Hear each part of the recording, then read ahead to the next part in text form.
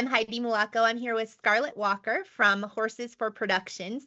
And Scarlet, you have just gotten the electricity back in your house after the California fires, and I'm sure this has been a whirlwind week for you. Tell us a little bit about how you're doing now and what you've been through in the last little bit here.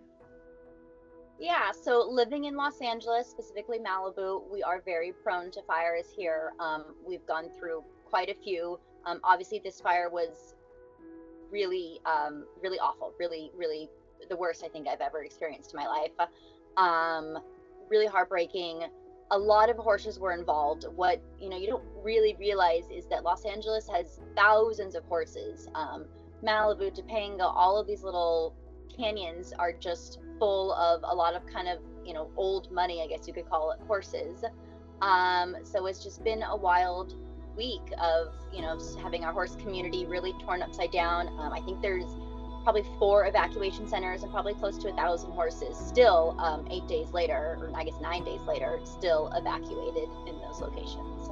Wow. And just today I saw one video of a girl that was helping. It wasn't even her horse, and it was a video online, so I don't have all the fact checking on it, but they said it wouldn't go in a trailer, so her father just followed her down the road and helped her ride this horse out to safety. Like, those just, it pulls on your heartstrings, because we all care about that. We want our horses to be safe, and this is an area where there have been some fires, but never to this magnitude before. Yeah, I mean, it was probably 6 years ago, we had the Woolsey fire come through, also this end of Malibu.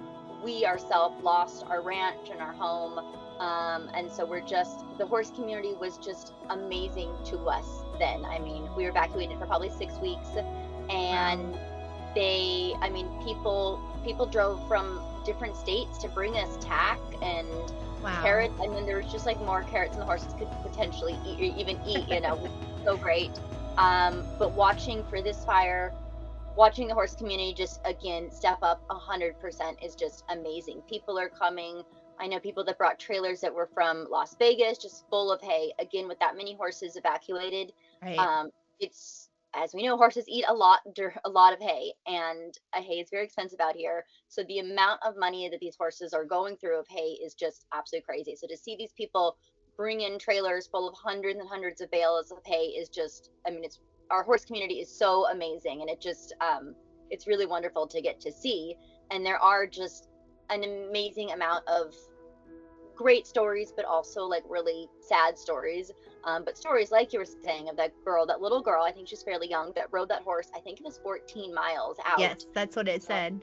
Yeah, because as we know, when stuff gets crazy, a lot of times horses don't want to load in trailers. And a lot of these horses are, like I said, up canyons, falls, areas that would not be safe if they were left. So it's really amazing to see, and I'm sure we're going to keep seeing them, this heroic stories of people getting their horses out, saving their horses, and the crazy lengths that us horse people will do to make sure a horse, whether it's ours or not, makes it out alive. Yes, that camaraderie just, yeah, you just would get on and ride for someone else. Now, you said you have a little bit of a story of a friend that had to evacuate and take her horse out over some pavement for quite a while. Yeah, I have a lovely friend named Nedra who, again, helped us tremendously during our fire. She was just like our number one supporter, just like bringing us, saddles and brushes, and helping with our GoFundMe, and just, really encouraging the horse community to help us. So I had reached out to her during this fire because I knew that she had to evacuate. And she's known for taking in some older horses. So she said she had 2 older, I believe they were Arab mares, ladies, I guess I would say, some older Arab ladies that had to walk a really decent amount out on cement, and they were barefoot. And I think these horses are semi-retired, so not used to walking long periods of time barefoot. And they walked a long period of time, and they were just like crippled the next day. Shoot. So we decided, the boots would be a lovely thing just until the horse's feet grew back a bit. So you guys were so lovely to help send her some boots. And I know she's very, very grateful for that. And I haven't talked to her in a day or two, but I should follow up and see, because I'm sure that it's helped the horses feel more comfortable during this time. And I know that they are still evacuated. I don't know if their place burnt or not, but I know that they are still evacuated. Well, anything to make the horses comfortable right now. Well, we're glad to help. It's good to hear how the horses can be helped a little bit by a little bit of padding and comfort. And so many of them probably are just standing still in stalls. You don't necessarily have full turnout wherever you can go, probably to be evacuated. So I hope, please do keep us updated. I hope that she's doing well and the horses are doing well.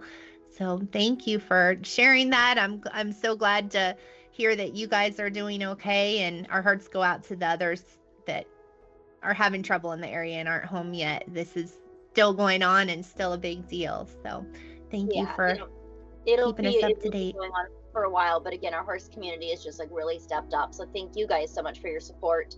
I know you guys aren't typically very local here, but it was so lovely that you guys, cared and reached out and, wanted to help any way you guys can. So thank you. Well, thank you. Thanks for sharing.